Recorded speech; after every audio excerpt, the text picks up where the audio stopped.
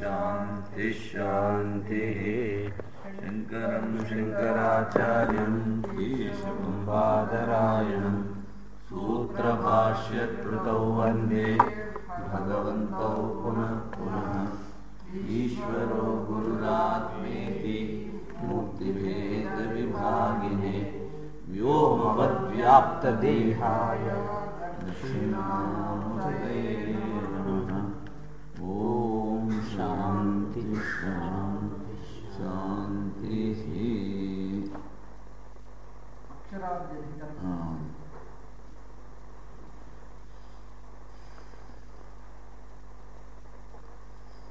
అక్షరాధ్యధికరణము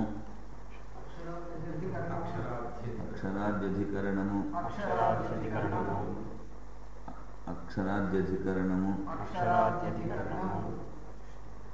అక్షరధ్యధికరణం అన్నాడు. సరే, అక్షరాదీర్ఘం లేదు, అక్షరధ్యధికరణం. క్రితం అధికరణంలో యావత్ అధికారాధికరణంలో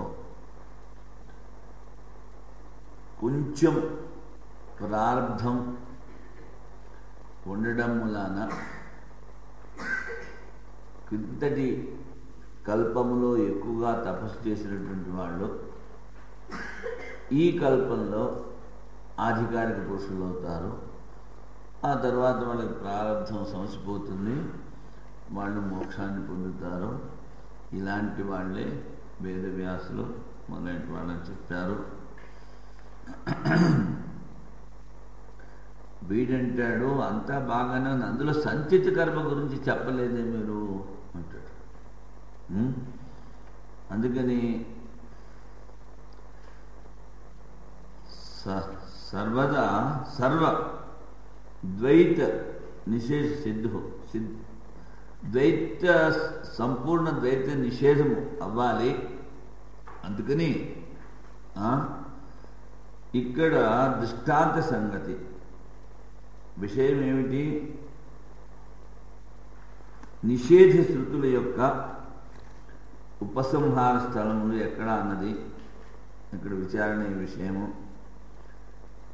నిషేధ శృతి యథాస్థానములో ఉంటుంది, లేకపోతే అన్ని చోట్ల ఈ నిషేధ శృతులు ఉన్నాయే, అన్ని చోట్ల ఈ నిషేధ శృతుల్ని ఉపసంహారం చేయొచ్చు అంటాడు పూర్వపక్షి. సంశయం. పూర్వపక్షి అంటాడు, అస్థూలం అనను అహస్వం. నిషేధ శృతి అంటే పరబ్రహ్మంలో ఏ విధమైన గుణము రూపము లేదు, అది నిషేధ శృతి. ఏమిటి? అస్థూలం అనను అహస్వం. గార్గి బ్రాహ్మణంలో అశబ్దం అస్పర్శం అరూపం అవ్యయం ఇలాంటి నిషేధ శృతులు చెప్పారు. ఇవన్నీ ఏమిటి? బ్రహ్మబోధకం కదా. అలాగే ఇంకా కొన్ని శృతులు ఉన్నాయి. ఈ నిషేధ శృతులన్నీను అన్ని చోట్ల ఉపసంహారం చేయాలా?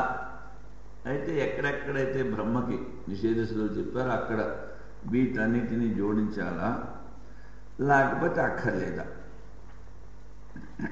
ఎందుకని?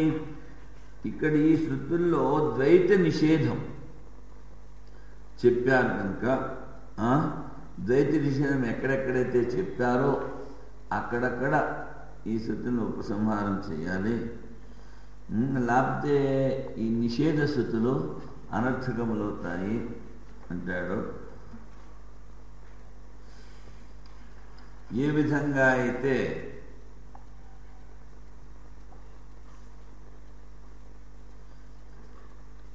అంటే సిద్ధాంతం అంటాడు, నిషేధ శృతులు వినబడని వినబడకపోని అన్నీ ఒకేలా ఉంటాయి.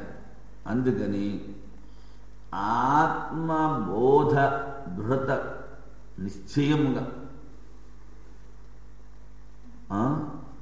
దానికని ద్వైత నిషేధానికి ఈ నిషేధ శృతులు అన్ని చోట్ల ఉపసంహారము చేయాలి. అంటే ద్వైత నిషేధము ఆత్మబోధ దృఢతకు అని చెప్పాడు. ఇక్కడ నిషేధానాం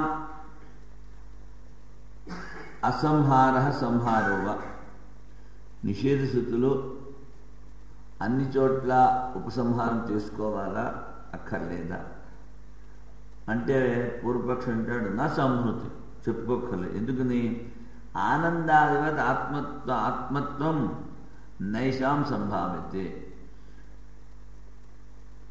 ఆనందమయ కోశము బ్రహ్మ కాదని ముందు చెప్పుకున్నాం.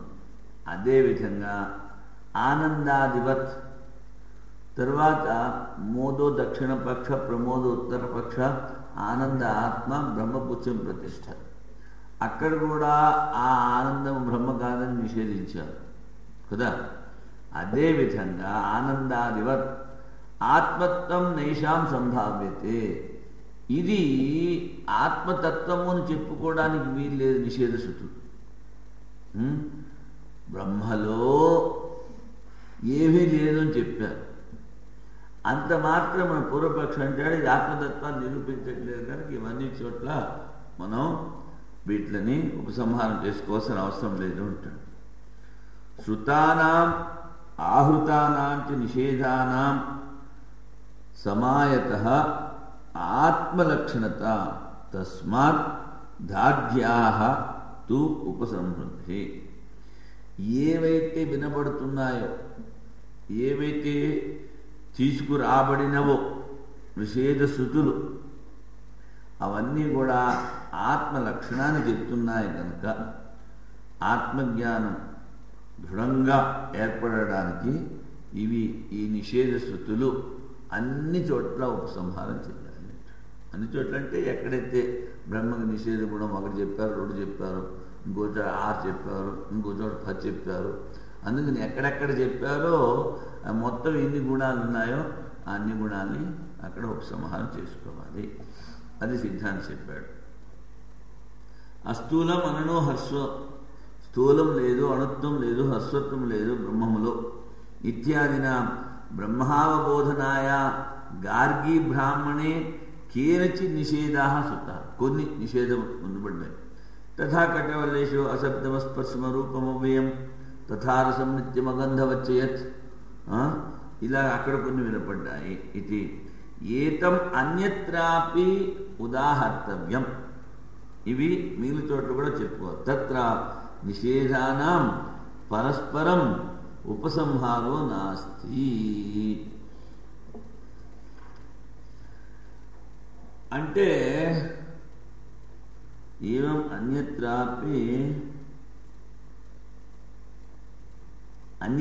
ఉదాహర్తవ్యం అంటే ఇలాగ ఎక్కడెక్కడైతే నిషేధ శృతులు చెప్పారో వాటిని అన్నింటినీ చెప్పుకోవాలి అంటాడు. అంతే.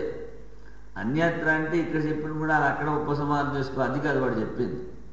అన్యత్రాపి ఉదాహర్తవ్యం అంటే ఎక్కడెక్కడైతే నిషేధ శృతులన్నీ చెప్పారో వాటిని ఉదాహరణ తీసుకోండి అంతే. సరే, తత్ నిషేధానాం పరస్పరం ఉపసంహారం నాస్తి. ఒక చోట చెప్పిన ఇంకొక చోట ఆ గుణాలు తీసుకోవాల్సిన అవసరం లేదు.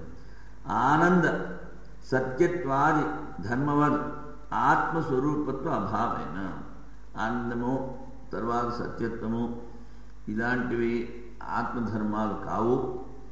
అందుకని ఆత్మధర్మాలు కావు అంటే ఆత్మస్వరూపాన్ని చెప్పట్లేదు. అందుకని వీటిని ఉపసంహారం చేయకూడదు. ఉపసంహారం చేసిన వలన ఏమీ లాభం లేదు అంటాడు పూర్వపక్షి. సిద్ధాంతం అంటాడు ఇది ప్రాప్తే యథా స్వశాఖాయాం శ్రూయమాణానాం నిషేధానాం ఆత్మస్వరూపత్వ అభావేపి, ఆయా శాఖల్లో చెప్పినటువంటి నిషేధ శృతులు ఆత్మస్వరూపాన్ని చెప్పకపోయినప్పటికీ ఆత్మ ఉపలక్షకత్వం, వీటి ద్వారా ఆత్మ ఉపలక్షితము. మొదట్లో ఒకసారి చెప్పారు ఏమిటి, ఎక్కడైతే ఆత్మ పరమాత్మ బ్రహ్మ ఇలాంటి శబ్దాలు వచ్చాయో ఇవి మొదటి నుంచి ఉపలక్షణాలే. ఉపలక్షితంగా ఈ శబ్దాన్ని వాడుకుంటున్నాం. ఎందుకని? ఇది ఆత్మ అని ఆవుని కొమ్ము పట్టుకున్నట్టు చెప్పినట్టు చెప్పలేదు. ఎందుకంటే అది అవాంగ్ మనసు గోచరం, వానికి కానీ మనసు కానీ అందని విషయం ఆత్మ. కానీ అనుభవయోగ్యం. వానికి మనసుకి దొరకట్లేదు కదా అని వదిలిపెట్టడానికి వీల్లేదు, అది అనుభవయోగ్యము. అందుకని అక్కడ కూడా లక్షణాలే లక్షితంగానే మనం చెప్పుకోవాలి. అక్కడ చెప్పిన ఆత్మ ఉపలక్షకత్వం తథా శాకాంతరేభ్య ఉపసంహృతానాం నిషేధానామపి తత్సమానం. మిగిలిన శాఖలో చెప్పిన కూడా అవి కూడా అవన్నీ కూడా ఆత్మ ఉపలక్షణాలే. నచ స్వశాఖోక్త నిషేధైరేవ ఉపలక్షణ సిద్ధౌ ఇతర ఉపసంహార వైయర్థం. తన ఆయా శాఖల్లో చెప్పినటువంటి నిషేధ శృతుల ద్వారా ఉపలక్షణం పూర్తి అయినప్పటికీనూ మిగిలిన చోట చెప్పినటువంటి నిషేధ శృతులు అక్కర్లేదని చెప్పడానికి వీల్లేదు. ఎందుకని? ఇతరోపసంహారస్య దార్ఢ్యార్థత్వా. మిగిలిన చోట్ల చెప్పిన లక్షణాలు ఈ శాఖలోకి తీసుకొస్తే ఇక్కడ ఆత్మబోధ దృఢంగా ఏర్పడుతుంది. అందుకని అన్యథా స్వశాఖాయామపి ద్విత్వ ప్రతిషేధ మాత్రేణ తత్ సిద్ధౌ ఇతర వైయర్థం ప్రసజ్యతే అని ఒక్కొక్కసారి ఆయా శాఖల్లోనే అనేక నిషేధ గుణాలు చెప్పారు. అందుకని స్వశాఖాయామపి ద్విత్వ ప్రతిషేధ మాత్రేణ, 2 సార్లు ఎందుకు ఒకసారి చెప్తే చాలదా అని చెప్పినప్పుడు అవి మిగిలినవి చెప్పినవి రెండోసారి చెప్పినవి అవన్నీ వ్యర్థమవుతాయి. అందుకని నిషేధ ఉపసంహర్తవ్య. నిషేధ శృతులు ఎన్నైతే ఉన్నాయో వాటన్నిటినీ ఆత్మ చింతన చేసేవాడు, అందులో శబ్దం లేదు, స్పర్శం లేదు, రూపం లేదు, స్థూలం లేదు, హ్రస్వం లేదు, ఇలా ఎక్కడెక్కడైతే ఎన్ని నిషేధ శృతాలు చెప్పారో అవన్నీ కూడా ధ్యానం చేయాలి. అందుకని ఇది అక్షరధ్యధికరణం, అక్షరధి అధికరణం. అక్షరం అక్షరతి, అక్షరం అవినాశతత్వం. దాని యొక్క చింతన అక్షరదియాంతు అవరోధ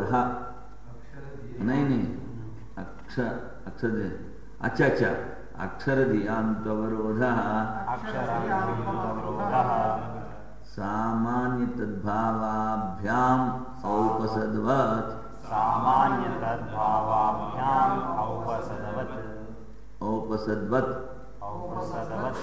అక్షరదియాంతవరోధ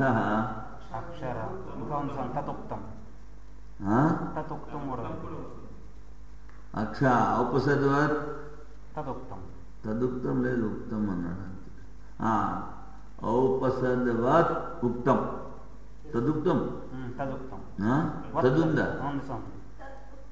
వత్ తర్వాత తదుందా? అచ్చా లేదు అక్కర్లేదు. ఔపసద్వత్ తదుక్తం. తాకిన తావత్తు దూ కూడా ఉంది. వత్ తదుక్తం తదుక్తం. అక్షరదియాంతవరోధ సామాన్య తద్భావాభ్యాం ఔపసద్వత్ తదుక్తం. అక్షరదియాంతవరోధ సామాన్య తద్భావాభ్యాం ఔపసద్వత్ తదుక్తం.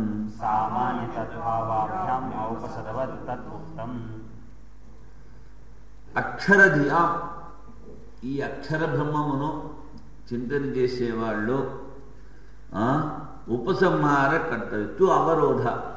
అవరోధ అంటే ఏ విధమైన నిషేధము లేదు, అన్ని చోట్ల చెప్పిన నిషేధ స్థితులన్నీ వాళ్ళు ధ్యానం చేయాలి. అన్ని గుణాలు వాళ్ళు ఉపసంహారం చేసుకోవాలి, అంటే తెచ్చుకోవాలి, చోట తెచ్చుకోవాలి. ఎందుకని?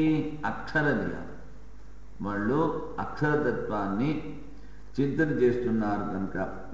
సామాన్య తద్భావాభ్యాం, సామాన్యము అంటే ఏమిటి? ద్వైత నిషేధము, బ్రహ్మబోధ అన్నిట్లోనూ సమానం. సామాన్య తద్భావాభ్యాం. సామాన్యం ఏంటి? అన్ని చోట్ల ద్వైత నిషేధం సామాన్యం. తద్భావము బ్రహ్మభావం, బ్రహ్మబోధం. ఇవి సామాన్యము. అందుకని ఔపసద్వత్తదుక్తం అది దృష్టాంతం. మనకు సూత్రంలో కావాల్సింది ఏమిటి? అక్షరయాంతో అవరోధ. ధీ అంటే జై చింతాయాం ధాతు, చింతన విచారము చేసేవాడు. ఈ అక్షర బ్రహ్మాన్ని చింతన చేసేటువంటి వాళ్ళు అన్ని చోట్ల చెప్పిన లక్షణాన్ని ఉపసంహారం చేసుకోవాలి. సామాన్యం అంటే ఏమిటి అంటే ద్వైతాభావం. తద్భావం అంటే బ్రహ్మభావము, ఆత్మబోధ. ఇవి అన్ని చోట్ల సమానంగా ఉంది కనుక అది దృష్టాంతం. ఔపసద్వ తదుక్తం అని మళ్ళీ చెప్తాను. అక్షరస్య బ్రహ్మణో నిషేధశృత్యాం సర్వత్ర ఉపసంహార కర్తవ్య. ఏకత్వేన ప్రత్యభిజ్ఞాయమానత్వాత్.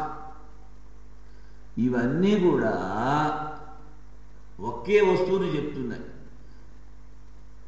ఎన్ని నిషేధ స్థితులు ఉన్నా అవన్నీ ఒకే వస్తువుని చెప్తున్నాయి. ఎందుకంటే ఔపసదవత్,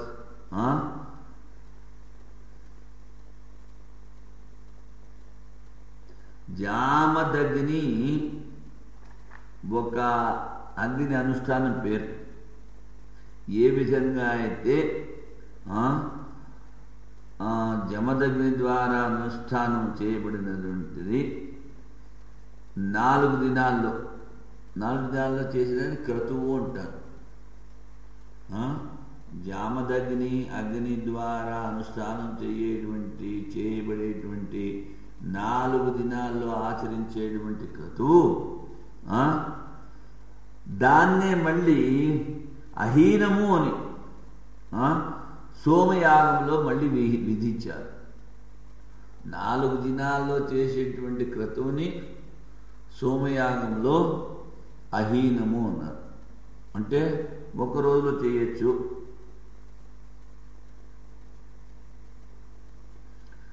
ఇక్కడ పురోడాసము అన్నారు. పురోడాసం అంటే ఆ ధాన్యాలన్నీ పిండి కొట్టేసేసి దాన్ని మనం రొట్టెకి ముద్ద కింద చేస్తామే, పిండిని అలా చేస్తారు. తర్వాత అది ఒక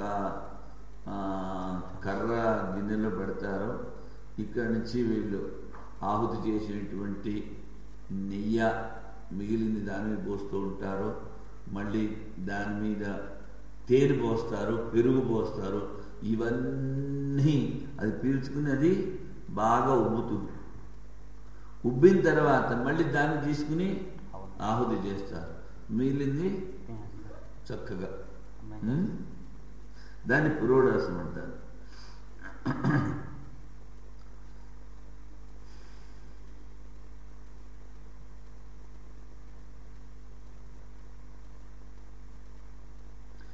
ఇక్కడ